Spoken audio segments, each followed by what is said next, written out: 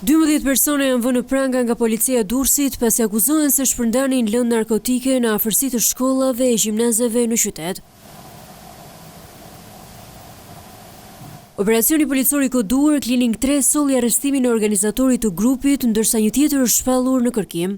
Ndaj 12 arrestuarve janë ekzekutuar masat arrest në burg për veprat penale të prodhimit dhe shitjes së narkotikëve, ndërsa drejtuesi përballet edhe me një sër akuzash të tjera, mes tyre kontraband, fshije të ardhurash dhe mbajtje pa leje të municioneve. Nga hetimet dhe provat e siguruara rezulton se këta persona në bashkëpunim me njëri tjetrin ushtrojnë aktivitetin e palishëm të shpërndarjes dhe shitjes së lëndëve narkotike në afërsi të shkollave në Durrës. Gjatë operacionit policia ka sekuestruar 180 doza kokaine, 620 doza kanabisi, peshore elektronike, 16 celular, armë të ftohta, një përforcues grushti dhe municion luftarak.